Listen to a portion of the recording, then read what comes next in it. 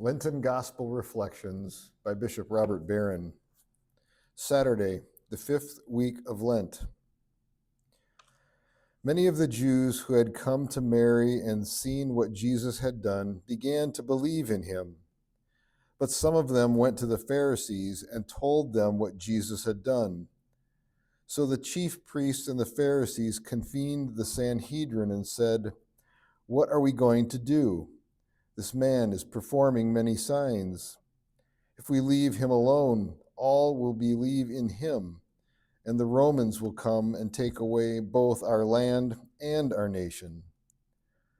But one of them, Caiaphas, who was high priest that year, said to them, "You know nothing, nor do you consider that it is better for you that one man should die instead of the people, so that the whole nation might not perish." He did not say this on his own, but since he was high priest for that year, he prophesied that Jesus was going to die for the nation, and not only for the nation, but also to gather into one the dispersed children of God. So from that day on, they planned to kill him.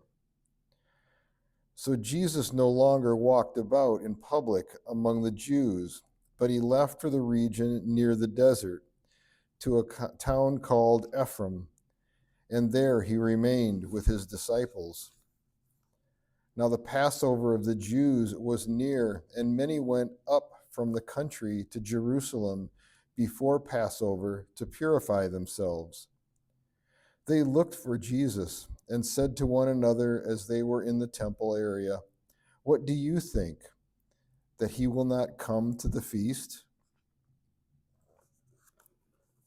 Friends, in today's gospel, the chief priests and the Pharisees unite in a plot to kill Jesus because he raised Lazarus from the dead. The crucifixion of Jesus is a classic instance of René Girard's scapegoating theory. He held that a society, large or small, that finds itself in conflict comes together through a common act of blaming an individual or group purportedly responsible for the conflict. It is utterly consistent with the Girardian theory that Caiaphas, the leading religious figure of the time, said to his colleagues, "It is better for you that one man should die instead of the people, so that the whole nation may not perish." In any other religious context, this sort of rationalization would be validated.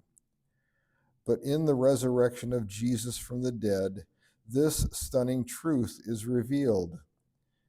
God is not on the side of the scapegoaters, but rather on the side of the scapegoated victim. The true God does not sanction a community created through violence. Rather, he sanctions what Jesus called the kingdom of God, a society grounded in forgiveness, love, and identification with the victim. For our reflection,